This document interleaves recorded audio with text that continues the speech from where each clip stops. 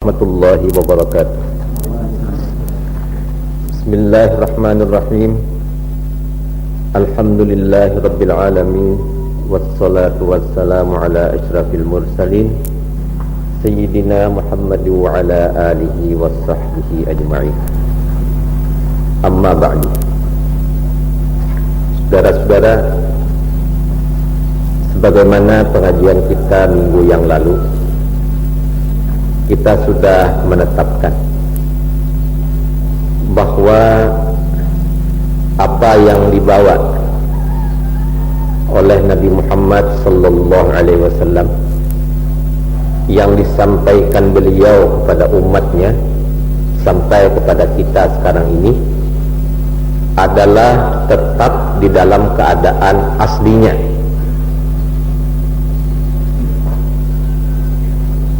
Baik apa yang bersifat wahyu daripada Allah Subhanahu wa ta'ala yang terhimpun di dalam kitab Al-Quranul Karim, ataupun keterangan-keterangan Rasulullah, baik melalui lisan, baik melalui perbuatan beliau, baik melalui takrir beliau, kesemuanya itu tetap di dalam keadaan aslinya. Maka dalil-dalil yang tetap di dalam aslinya sejak dahulu sampai sekarang ini, itulah yang dinamakan di dalam ilmu aqaid, ilmu usuluddin, dalil-dalil qat'i.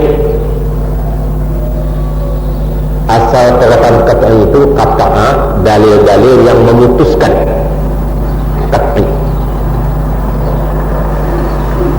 Karena akidah itu ditegakkan dengan dalil qat'i.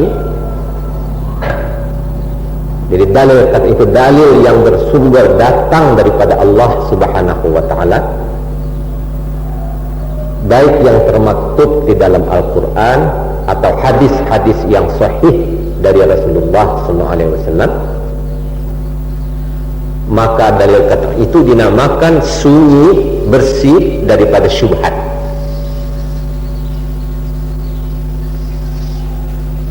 Jadi ada dua pengertian syubhat. Pengertian syubhat di dalam ilmu tauhid dan pengertian syubhat di dalam ilmu fikih.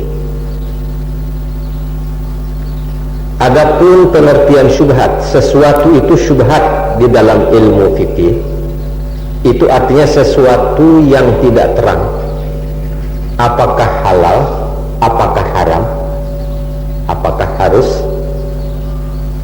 tidak terang kedudukan hukumnya.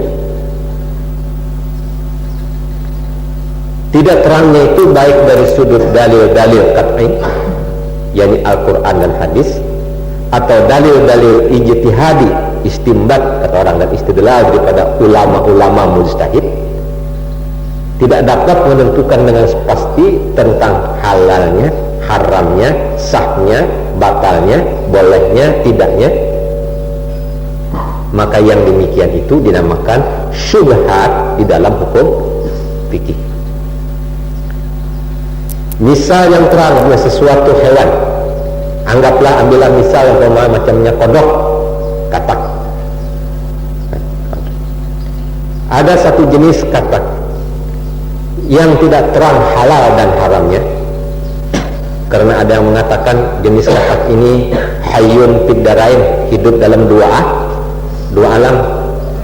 Ada yang mengatakan tidak, dia cuma satu alam, sudah pernah dicoba, diangkat dari banyu, tidak sampai setengah hari mati. Karena tidak terang halal dan haramnya, maka menurut hukum fikih namanya syubhat. Maka tiap-tiap yang syubhat dalam hukum fikih itu harus dijauhi.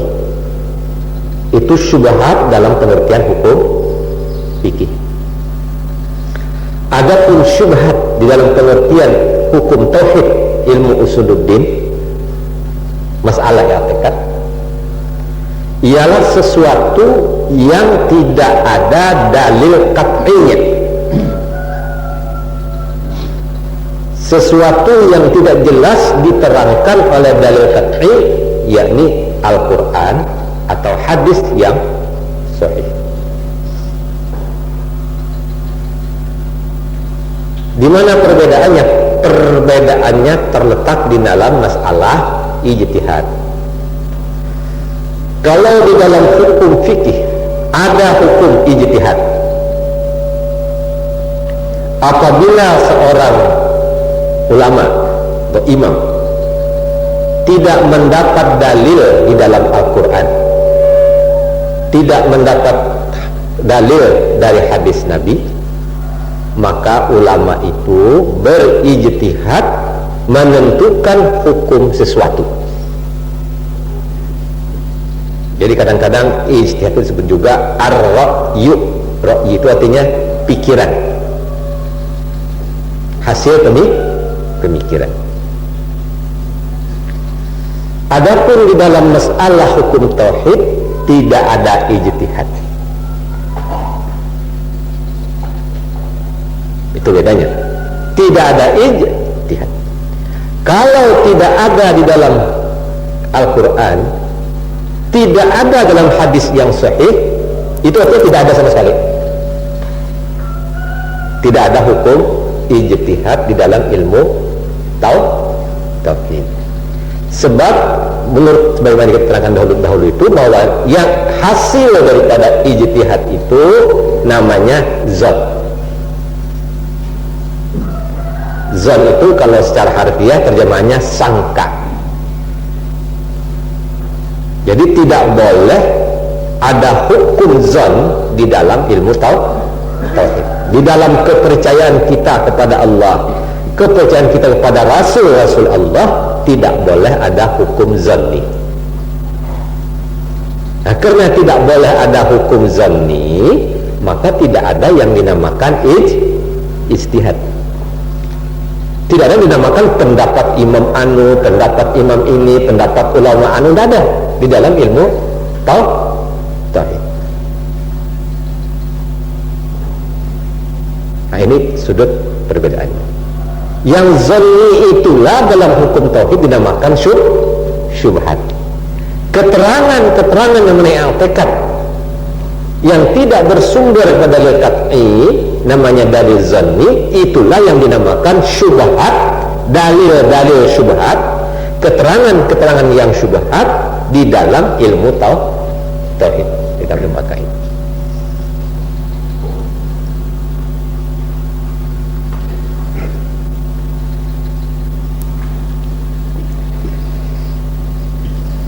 Karena itu maka wajib i'tikad, wajib i'tikad, wajib percaya tiap-tiap orang Islam akan kebersihan syariat yang dibawa oleh Nabi Muhammad sallallahu alaihi wasallam.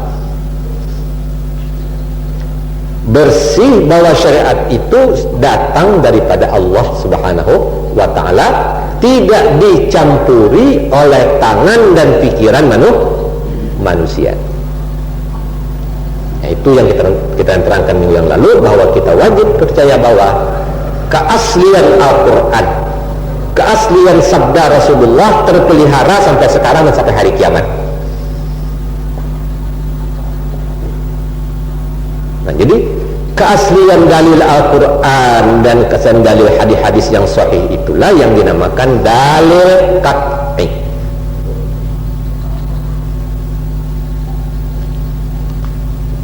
Oleh sebab itu, meragukan syak zon kepada sesuatu ketentuan yang telah sah ditetapkan oleh dalil qat'i,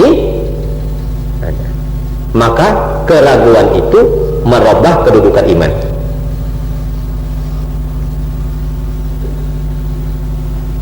Karena perubahan kedudukan iman dalam diri seorang manusia, lalu namanya itu berubah.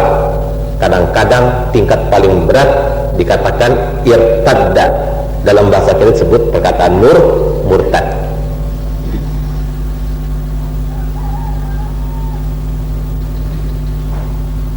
Kadang-kadang disebut zandaka, disebut kalimat zindik. Zindik itu artinya suatu kepercayaan yang dirumus dengan akal yang bertentangan dengan ketentuan dalil qat'i.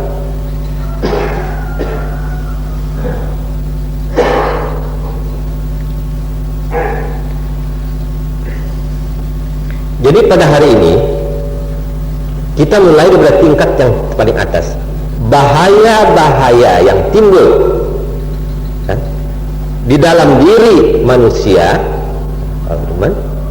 kan, yang tidak kuat i'tikadnya berpegang kepada ketentuan sesuatu yang telah sah ditetapkan oleh dalil qat'i.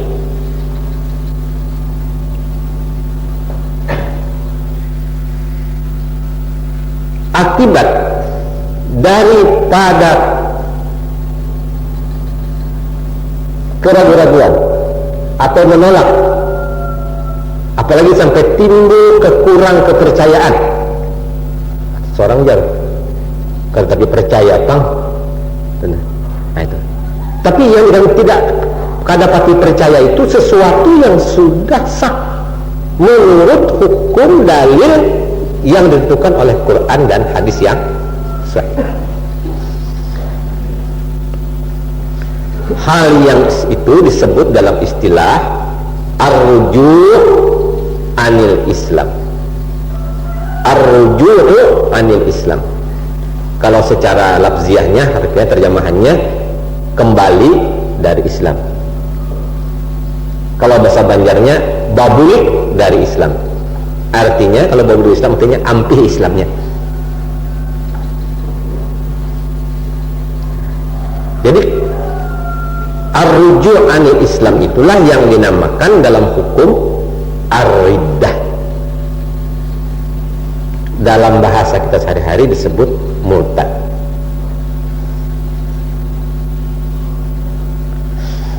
Kalau di zaman Rasulullah, di zaman pemerintahan Islam, kalau sudah masuk pada bab riddah itu, orang itu bukan saja dianggap tidak Islam, tapi darahnya sudah halal.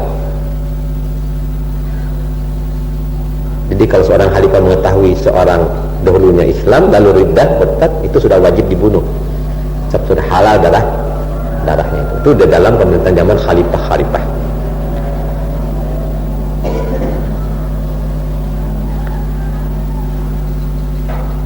Jadi yang dinamakan riddah, rujuk anil Islam, ampih Islam itu dia kita. Pertama, bil fi'li, dinyatakannya dengan perbuatan.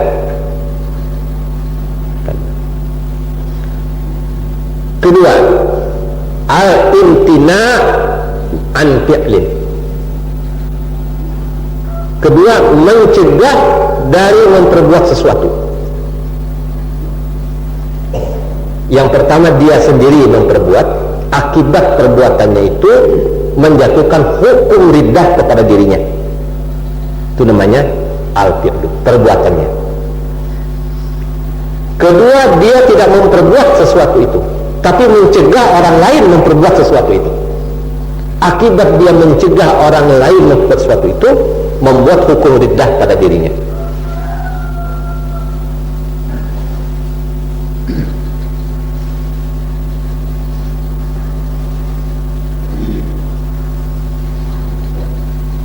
Ketiga, bil qauli, dengan perkataan. Berbuat tidak, mencegah orang lain tidak, bil qauli, dengan perkataan. Akibat perkataan-perkataannya, maka dia jatuh pada hukum riddah. Keempat, bil i'tiqad. Keempat ialah riddahnya itu kena memang i'tikad. Di perbuatannya tidak keterang, tidak kelihatan. Di dalam tidak juga mencegah orang lain, tidak juga berkata terang-terangan, tapi ada dalam hatinya. I'tikad.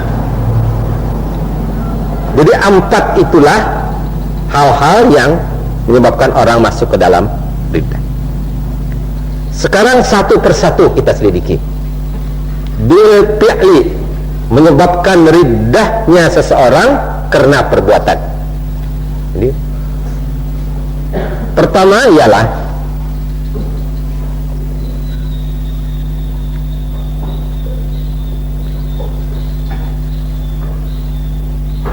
yuhrimuhul Islam ijastabahal fa'il sawa'un atahu muta'ammidan aw atahu istihza'an bil Islam wastighfapan.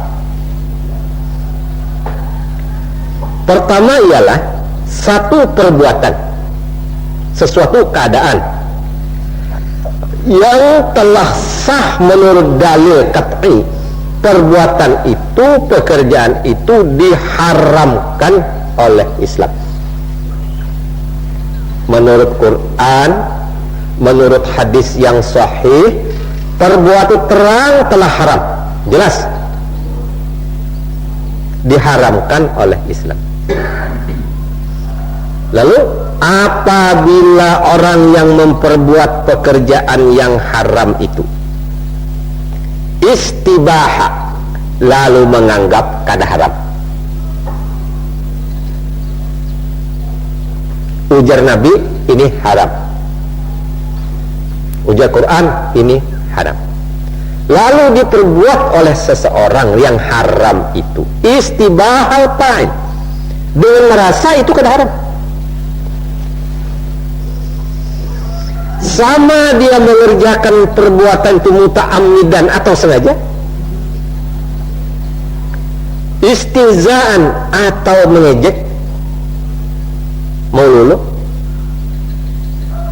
istighfapan atau menganggap ringan hukum, istighfapan anggap ringan.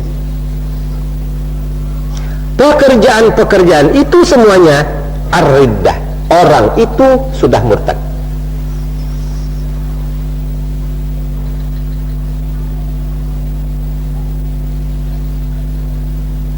Artinya sini ar-ruju' anil Islam, sudah ampih jadi orang Islam.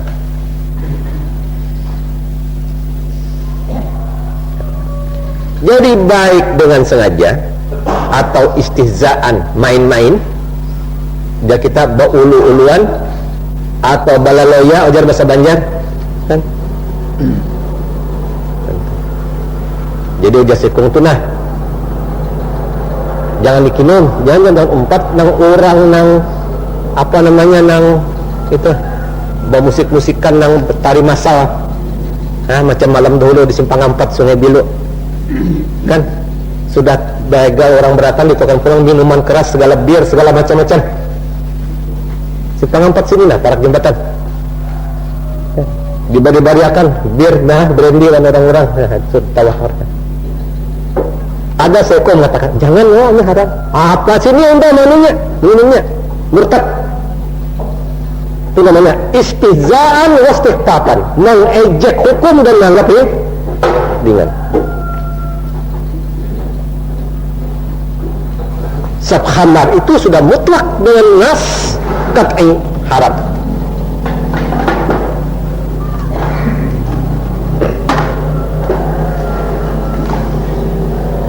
Itu dari sudut hukum. Lalu dari sudut akidah, au mukabiratan li ghairillah. Nah ini, lalu membesarkan, mukabirah, membesarkan, menghormati, menjunjung selain daripada Allah, kasanam wasyamsi bagairi jalik, seperti berhala, seperti bulan, seperti bintang, seperti matahari, seperti pohon kayu, seperti tunggu, seperti apapun, seperti manusia, mukabiratan, dibesarkan seperti membesarkan Allah Subhanahu wa ta'ala, baik dalam perbuatan atau di dalam perkataan atau dalam i'tikad. Mukabirahnya itu membesarkannya, baik membesarkannya itu dengan sengaja atau dengan meulu-ulu atau dengan meringankan arti hukum i'tikad. Itu masuk dalam ar-ruju' anil Islam, ampih Islamnya itu ampih. pada waktu itu. Itu namanya bil fi'li. Kan? Apa arti mukabiratan, membesarkan seperti Allah? Ruku' adalah hak Allah di dalam sembahyang. Kita ruku' menyembah Allah. Maka tidak ada lagi selain daripada Allah yang boleh dibesarkan dengan ruku'. Paham kan? Yang boleh mendapat kehormatan dengan seperti kita ruku' kepada Allah. Sujud adalah hak Allah.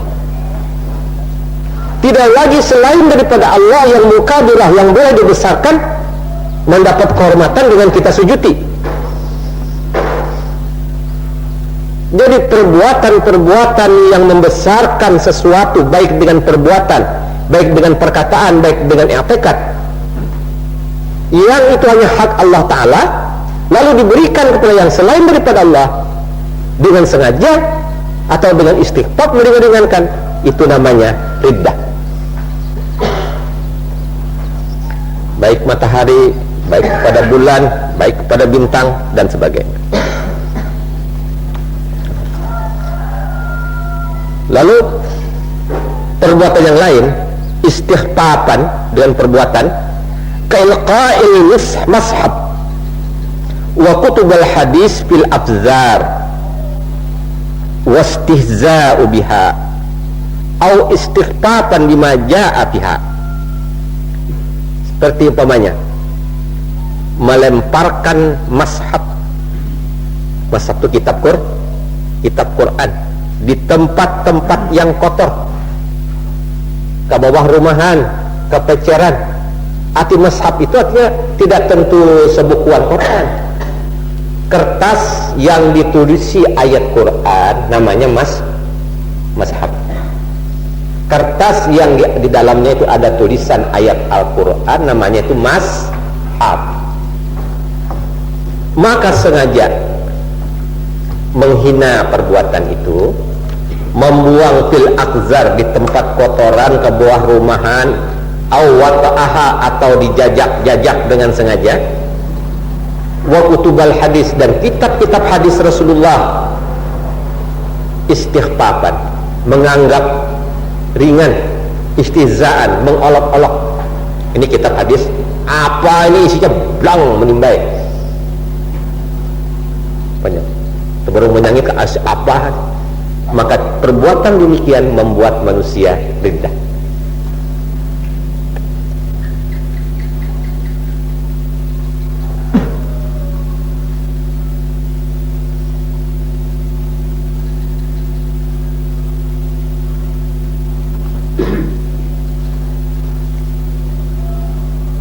Lalu wal istihlali syurbil khamri, nah ini seperti saya tadi itu, seperti menghalalkan minum khamar, wasalabi amwalin, dan menghalalkan orang mengambil harta orang lain dengan cara yang tidak benar. Lalu pamani takada, maka barang siapa beriktikad halal syai, menghalalkan sesuatu, ajma'a ala tahrimihi, sedangkan ijma' menurut Quran, hadis, seluruh imam-imam haramnya sesuatu itu, wa zahara hukmah, dan terang hukumnya bainal muslimin, di antara orang Islam, wa zalati syubhah fi halihi, dan tidak ada syubhat lagi tentang halalnya itu, bin nususil waridah, dengan nas yang warid dari Al-Quran, la khilafa fihi kufrun, maka tidak khilaf lagi di dalam, menurut pendapat seluruh imam-imam dalam Islam, orang itu sudah kafir.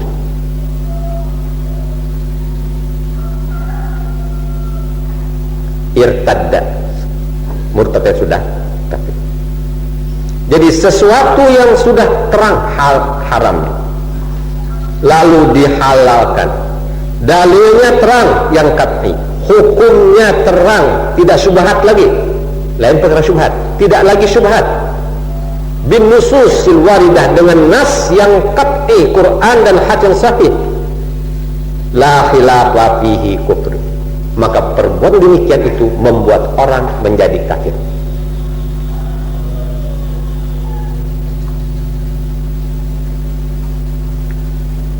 Amma idza kana istihlal bitakwilin, adapun apabila adalah dia menghalalkannya itu karena takwil, karena satu pendapat daripada mazhab-mazhab,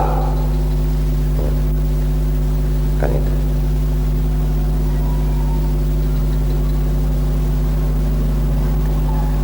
Kahalul khawarij, seperti perbuatan orang khawarij. Aksar fuqaha la yarawna kufral fa'il, banyak orang-orang ahli ilmu tidak melihat perbuatan itu menjadi kafir. Jadi itu memang karena suatu pendapat, tapi pendapatnya itu takwil daripada ayat Al-Quran, lalu hukumnya dikembalikan kepada Allah Subhanahu wa ta'ala.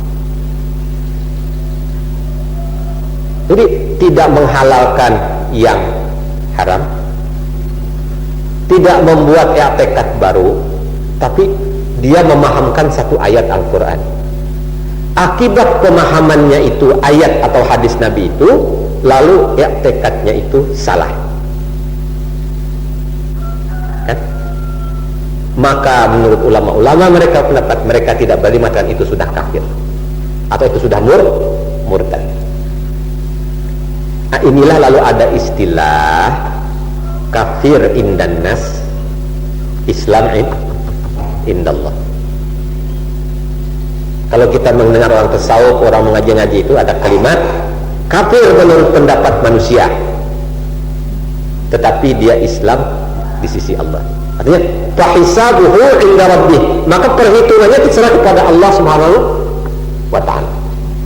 Seorangnya dipadahkan sengaja, ada dipadahkan ini kan, mempunyai keyakinan ini dalil qat'i, dalil Quran, dalilnya hadis, cuma pemahamannya salah. Tapi ini tidak merasa salah, ujian yang lain ini salah, tidak merasa salah, ikhlas karena Allah. Dia pada hukum zahir itu salah, kan? Tapi tidak istighfatan, tidak meringankan hukum, tidak sengaja melanggar, tidak menghalalkan yang haram, tidak. Bujur-bujur niatnya hendak ta'abbudi, beribadat kepada Allah. Maka hukum demikian itu dikembalikan kepada Allah Subhanahu wa ta'ala. Fahisabuhu inda rabbih.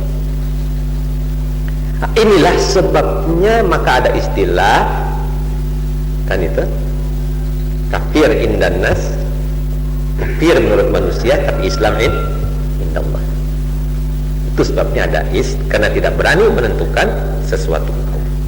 Nah, sebab itulah maka di dalam masalah ilmu tauhid, dalam masalah akidah, meskipun segala sesuatu ditetapkan dengan dalil qat'i kan itu, maka tidak bolehlah menjatuhkan hukum kufur kepada seseorang.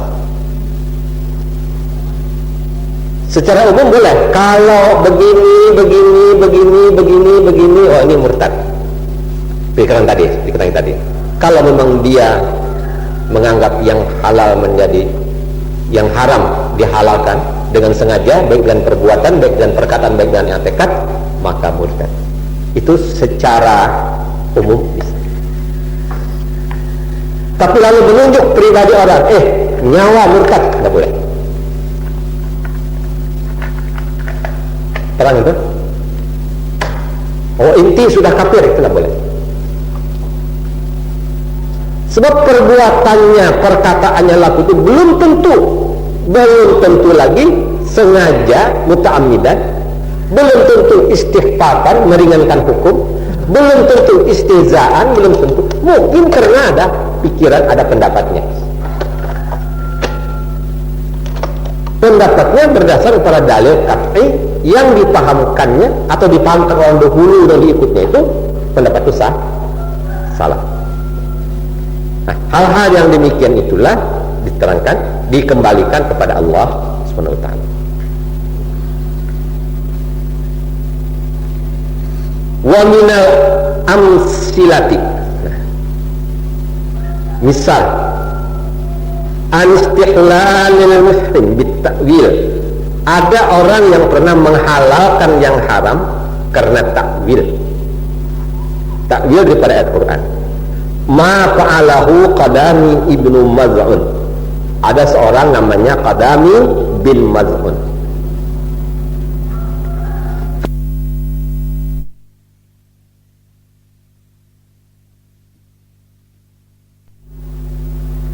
Jadi walaisa 'alal ladzina amanu, tidaklah ada atas orang yang beriman wa amilus shalihat, orang beriman dan beramal saleh, junahun, salah, dosa fima turibu, kepada apa yang telah diberikan rezeki Allah taala kepada mereka untuk dimakannya.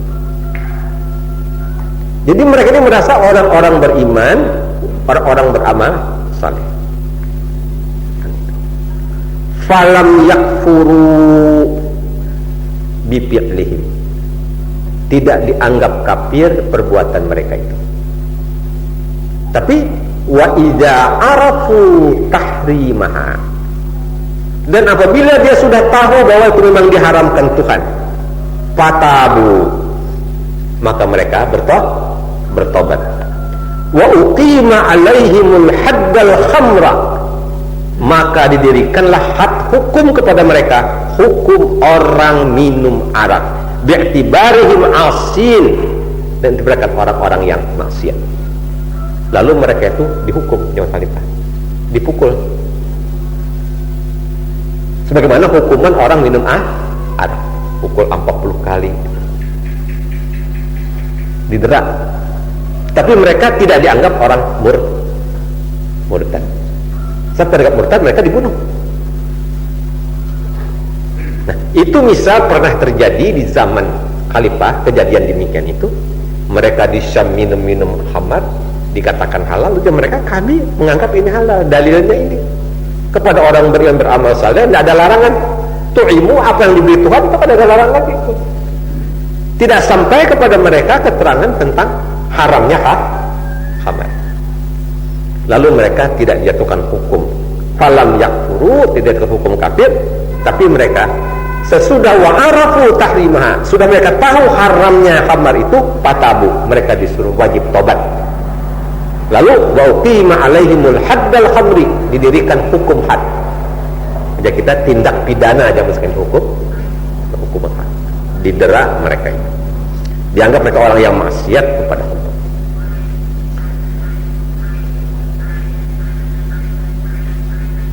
Jadi waman istahalla muhraman, barang siapa menghalalkan yang haram, yajhalu tahrimahu, mereka jahil tahrimahu, tentang haramnya. Memang kada mengerti, kada pernah mendengar, tidak ada ilmu pengetahuan, belum ada yang menyampaikannya.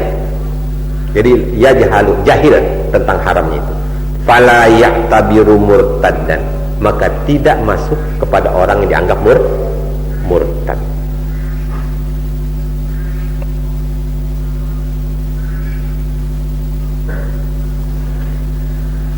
Lalu wa idza sabata annahu yajhalu at-tahrim wa ya'rifu anna al-fi'la muharram, maka apabila sudah sabit, sudah terang bahwa orang itu jahil tentang haramnya itu, kemudian dia tahu bahwa itu haram, lalu diterangkan pulang, oh ini haram, ini dalilnya Qur'annya macam ini, hadisnya begini, ujar Rasulullah, ini haram. Dahulunya kata, sekarang tahu sudah. Fa'in adalahu mustahillan, tetapi dia kembali lagi menghalalkan. Dulu kada tahu, kemudian sekarang sudah tahu, sudah diterangkan, kembali lagi diterangkan.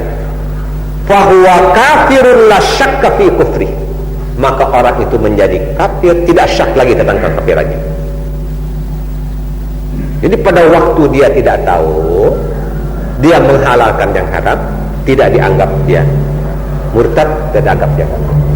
sesudah diterangkan, sudah datang keterangan bayyinah kepada mereka tentang ini haram, ada dalil qat'iynya yang menerangkan haram itu, maka adalahu mustahillan, bulik masih aja kita kembali lagi menghalalkan itu, fahuwa kafirun la syakka fi kufri, orang itu sudah menjadi kafir, tidak syak daripada kafirnya.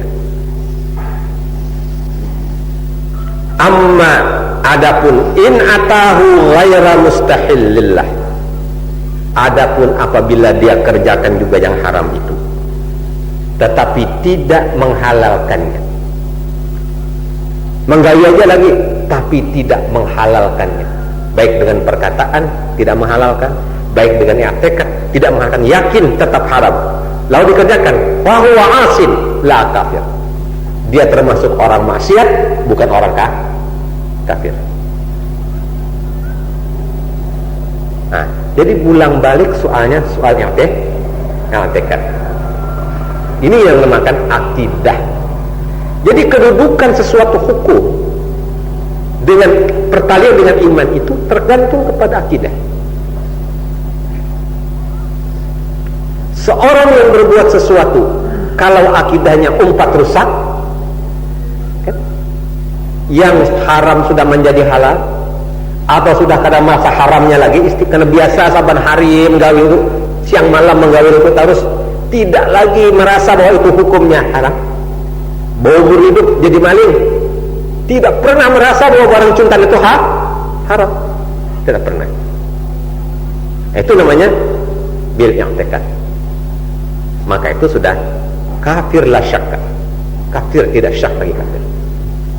Tapi kalau dia kerjakan juga tidak menghalalkan, merasa ini haram, ini tetap dilarang Allah, tetap tidak berubah tekadnya, tidak menghina, tidak menganggap ringan, fahuwa asin la kafir, orang itu orang maksiat, bukan orang kafir. Orang Islam yang maksiat, bukan orang kafir.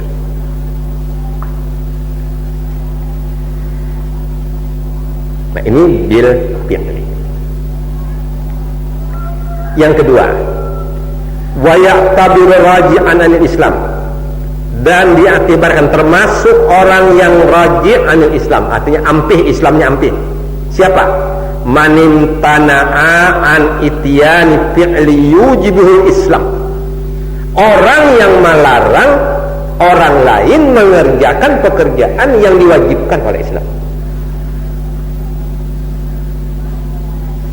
Jadi mengenai diri orang lain, orang imtina, melarang orang lain mengerjakan sebuah pekerjaan yujibuhul Islam, pekerjaan itu diwajibkan oleh Islam.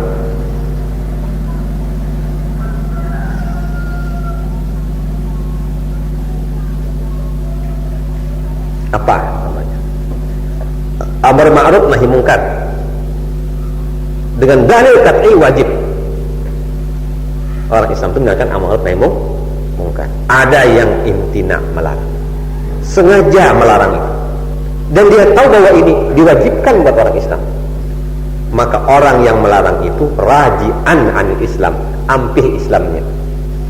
Jadi kada umpat lagi dalam orang Islam. Seperti apa? Sembahyang, zakat, haji, kan ada larangan orang mengerjakan sembahyang, melarang, kan? Atau melarang orang naik haji. Keluarga, dalam keluarga. Jadi umpamanya ada si orang tua di si anak ini sudah merasa sudah cukup syarat-syaratnya, dia wajib haji, hendak tulak nangkuitan, jangan menangati. Jadi kalau imtina, menegah itu tidak merasa ini perbuatan haram, rasa boleh aja menangati, itu namanya sudah ar-ruju' anil Islam. Ini dengan perbuatan. Mencegah berzakat, mencegah berbuat ma'ruf yang diwajibkan.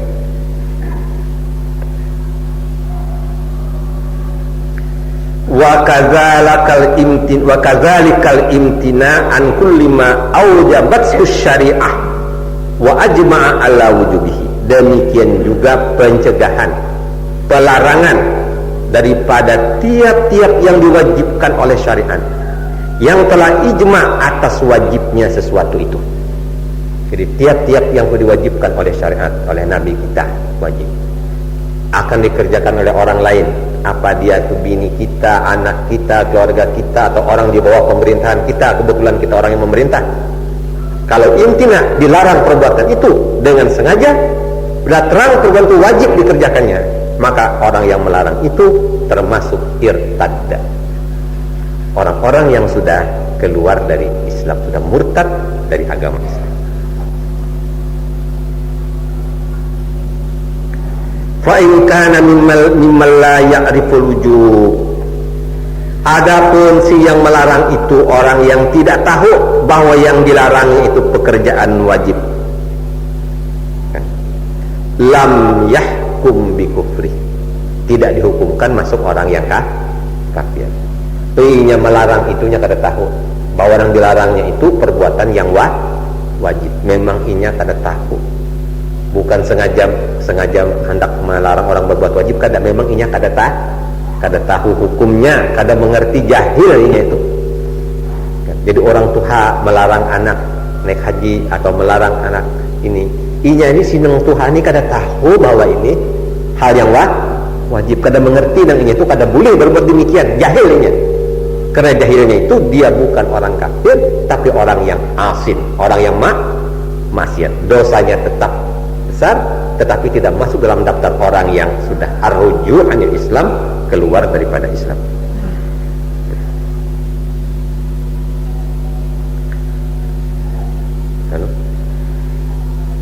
Fa in jahada ba'da dzalika kafara, tetapi kalau dia masih juga menentang sesudah tahu,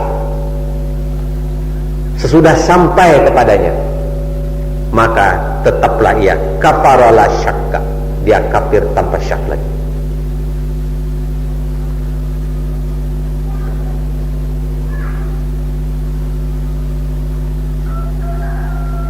Wa minal amsilatu zahirati alal kufri bil imtina, daripada misal yang zahir, misal yang terang, menjadi kafir seseorang karena imtina, karena melarang orang berbuat sesuatu yang wajib,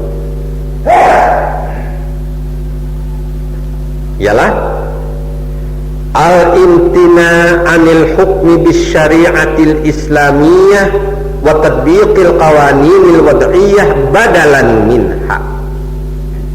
Satu pelarangan untuk menjalankan hukum syariat Islam diganti dengan satu hukum yang dibuat oleh manusia, badalan minha, ganti daripada hukum syariat itu.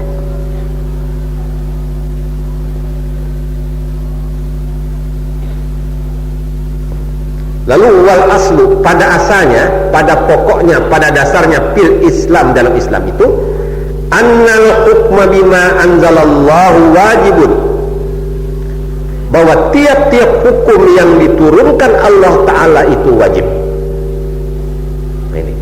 Jadi tiap-tiap hukum yang diturunkan Allah Ta'ala itu wajib ditaati. Nah, ini arti iman kepada Rasul. Rasulullah yang menyampaikan kepada kita apa yang diturunkan Allah itu. Lalu wa annal hukma bighairi ma anzalallah, adapun hukum yang lain yang tidak sama, yang bertentangan dengan apa yang Allah Ta'ala, muhramun, haram, dicegah. Itu asal. Lalu wa nususul Qur'ani sarihatun wa qati'atun, maka nas Al-Quran itu sarih dan qati', artinya sudah tetap, tidak syak lagi di dalamnya.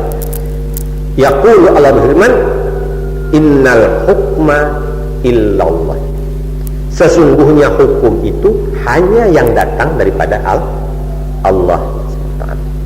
Lalu wa man lam yahkum bima anzalallahu fa ulaika humul fasiqun. Jadi orang yang berhukum orang yang tidak menjatuhkan hukum dengan apa yang telah ditentukan Allah, maka mereka itu adalah orang-orang yang fasik. Ayat lain, wa man lam yahkum bima anzalallah fa ulaika humul kafirun. Orang yang menjatuhkan hukum, orang yang tidak menjatuhkan hukum dengan apa yang diturunkan Allah Ta'ala, maka mereka itu adalah orang-orang yang kafir. Jadi semua ayat ini menerangkan kesengajaan, kan? Kesengajaan. Jadi bukan bukan jahil. Jadi kalau mereka jahil termasuk orang-orang yang maksiat.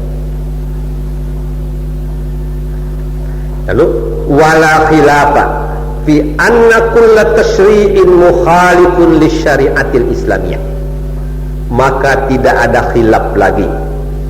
Tiap-tiap hukum yang dianggap syariat tetapi mukhalifun lisyari'atil islamiyah, bertentangan dengan syariat Islam yang dibawa oleh Nabi Muhammad SAW, batilun, maka itu adalah batal. La tajibu lahu ta'ah, tidak wajib taat kepadanya. Nah, jadi ini prinsip. Jadi apakah yang dinamakan syariat? Yang dinamakan syariah ialah yang dibawa oleh Nabi Muhammad SAW. Itu namanya syariat. Tidak ada lagi syariat yang lain daripada itu. Karena sebagaimana pelajaran kita minggu yang lalu, syariat-syariat yang dulu sudah dinasakh, sudah batal dengan datangnya syariat Nabi Muhammad SAW. Jadi tiap-tiap yang bertentangan dengan syariat yang dibawa Nabi Muhammad SAW batilun, batal. Batal dari sudut hukum, dari sudut i'tiqad. Lalu wa minal muttafaq alaih, maka telah daripada hadis Bukhari dan Muslim, anna man yatahaddasu minal muslimin ahkaman ghaira ma anzalallah, maka orang-orang yang membuat baru hukum hanyar, orang muslimin membuat hukum yang hanyar, yang baru, ghaira ma anzalallah, lain dari apa yang diturunkan Allah, wa yatruku bil hukmi biha, dan meninggalkan hukum yang dengan yang ditentukan Allah. Kullun, semuanya, au ba'din, atau sebagian tinggalkan.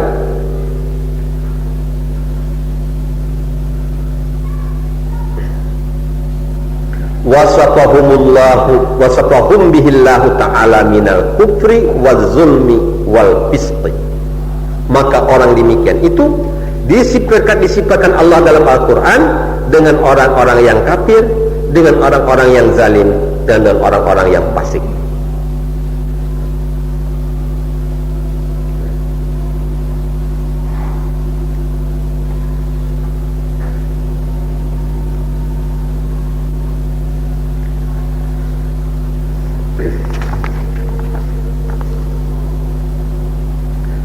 Sekarang qaulun, tadi kan dengan perbuatan, dengan imtina, sekarang dengan perkataan, dengan qaulun. Wa huwa kafara bi tabi'atihi aw yaqtadil kufra ka ayyajhadur rububiyah. Orang itu menjadi kafir dengan tabiatnya, atau terjadilah dia kafir karena ia yajhadu, menentang, tidak beriman kepada sifat-sifat rububiyah daripada Allah Subhanahu wa ta'ala.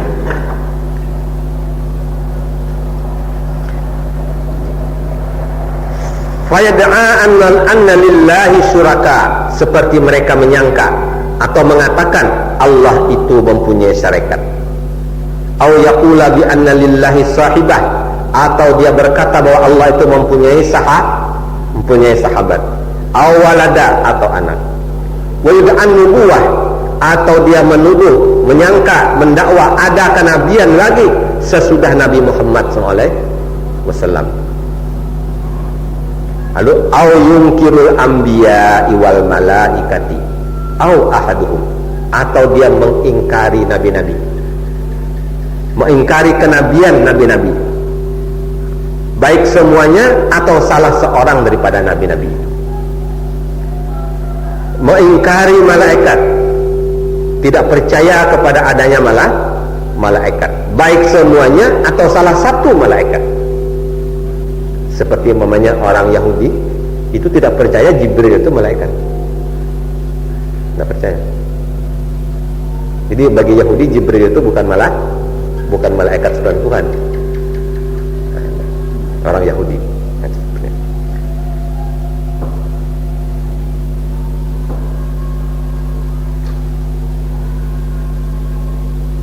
Lalu al-qala, atau dia mengatakan inna ahkamas syari'ati kulliha au ba'daha laysat ahkaman daimatan wa inna ba'daha au kullaha mawqutun bi zamanin muayyan. Atau dia sengaja mengatakan bahwa hukum syariat yang dibawa oleh Nabi Muhammad SAW ini, baik semuanya ataupun sebagiannya, bukanlah hukum yang kekal selama-lamanya, yang cocok untuk semua zaman, tetapi hukum itu hanya berlaku kepada zaman yang tertentu. Jadi seperti dikatakan bukan Nabi Muhammad 1350 tahun yang lalu kan?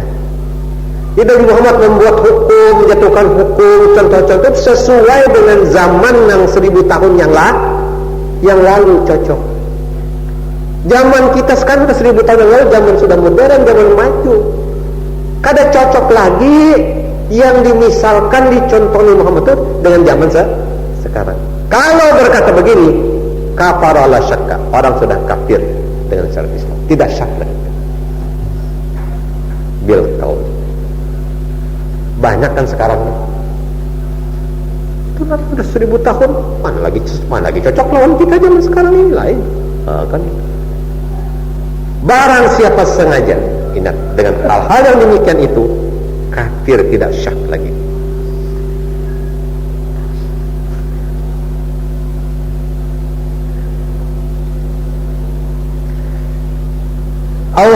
Atau berkata inna ahkamas syariah, bahwa hukum syariat Islam itu la tasluhu lil asril hadir, tidak cocok dengan zaman sekarang.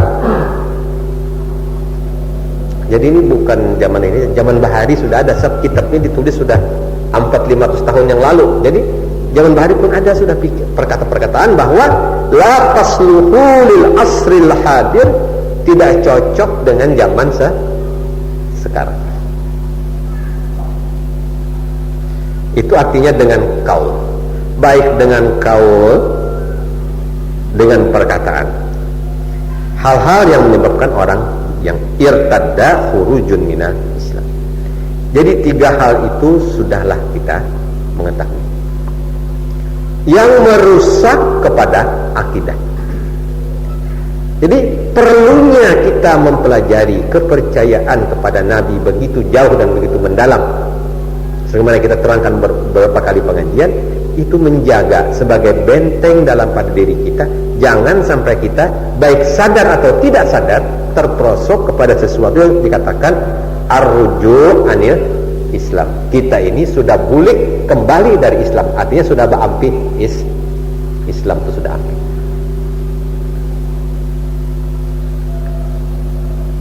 Jadi di dalam salah seorang sahabat itu adalah Umar bin Khattab, yang paling takut dalam masalah yang kita bicarakan ini.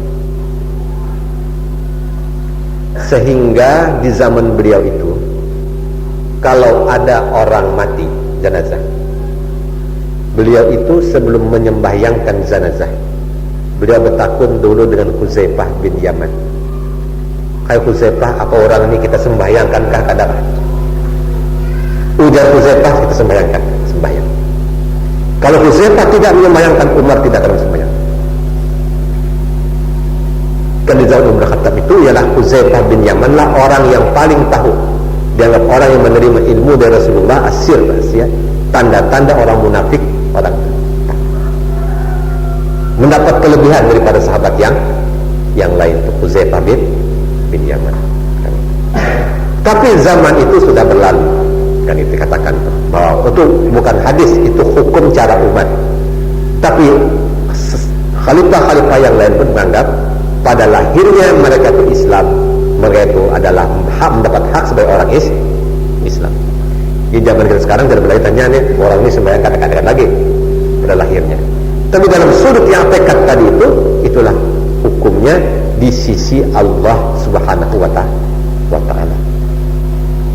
Sebab yang kita bicarakan ini bukanlah pekerjaan lahir, tetapi adalah pekerjaan yang tekad manusia di dalam hati. Jadi apakah orang itu bujur-bujur menurut yang tekadnya menghalalkan yang haram? Kita tidak tahu menurut hatinya. Kalau dia menghalalkan yang memang sudah haram sampai ke hati-hati, dia sudah kafir, sudah murtad. Kalau tidak, dia orang maksiat. Tapi kalau dia masalah hati manusia, maka tidaklah bisa dijatuhkan hukum kepada orang lain. Kita mengetahui hal ini semuanya menyebabkan murtad, menyebabkan kafir, menyebabkan asi, itu adalah untuk perlindungan diri kita. Kalau mengenai diri kita, maka tahulah kita betapa bahayanya di dalam hal yang demikian. Inilah yang dikatakan dalam pengajian kita minggu yang lalu, bahwa dalil Al-Quran, dalil hadis itu adalah asli. Menurut aslinya sampai sekarang ini, dia adalah dalil qat'i yang tidak syak lagi di dalamnya, tidak boleh ditolak, tidak boleh diragu-ragu, dan sunyi daripada syubhat. Adapun yang masih ada zonnya, masih ada syubhatnya, itu adalah pendapat manusia biasa. Apakah namanya orang alim, apakah namanya imam, apakah namanya tuan guru. Di dalam masalah ilmu tauhid, kalau itu dikeluarkan menurut pendapat dan pikiran, itu namanya zon. Tiap-tiap zon hukumnya syubhat. Jadi kalau ditolak ya nggak apa-apa, tidak diterima ya nggak apa-apa, tidak dibenarkan ya nggak apa-apa, selama dia bersifat zon. Tapi kalau sudah dia bersifat beradillah kepada sharih Al-Quran dan hadis yang sahih, maka namanya dalil qat'i. Penolakan dalil qat'i ini mengakibatkan tadi 1, 2, 3. Penolakan bil fi'li atau bil qawli atau bil imtina pada yang tadi itu, dimisalkan tadi itu, maka itu namanya merubah status seorang Islam menjadi orang yang murtad dengan sengaja dan dengan i'tikad. Tapi pelanggaran hal-hal tersebut itu bukan i'tikad, itu memang karena gawian biasa saja, i'tikad tetap, maka itu namanya hukumnya maksiat. Dia bila ada pekerjaan dikerjakan tidak mengganggu i'tikad, hukumnya maksiat. Mengganggu i'tikad, merubah kedudukan. Apa murtad, apa kafir, apa munafik, merubah kedudukan. Kalau mengganggu itu dinamanya hukum akidah.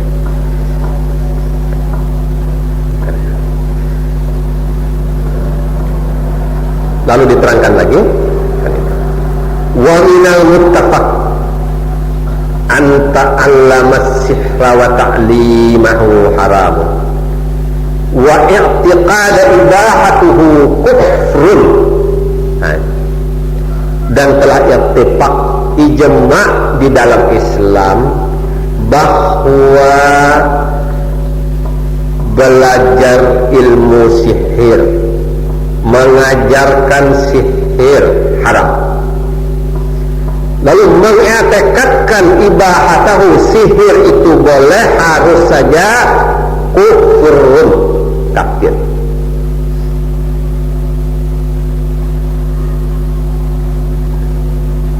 Terang itu?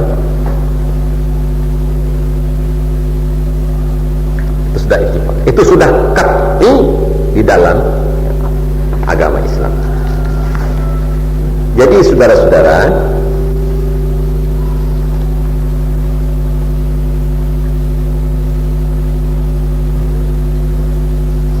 dengan demikian teranglah kepada kita bahwa apa artinya kedudukan sesuatu kepercayaan yang hanya boleh, nah, saya ulangi debatnya, yang hanya boleh sesuatu kepercayaan itu ditegakkan atas dasar dalil qat'i,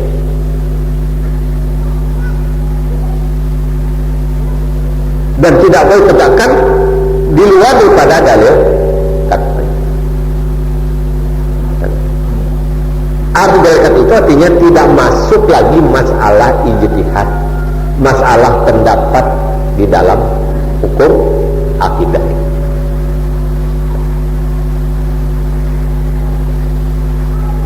Hal-hal tersebut saudara-saudara adalah sebagai contoh-contoh yang diterangkan oleh muallif bahaya-bahaya yang mengancam kita kaum mukminin yang kepercayaannya kepada Rasulullah SAW sebagai kepercayaan yang pasif. Arti kepercayaan pasif itu artinya ialah sekadar kita beriman kepada Rasulullah, Rasul itu maksum daripada dosa, Rasul itu bersifat siddiq, tabligh, amanah, fatonah,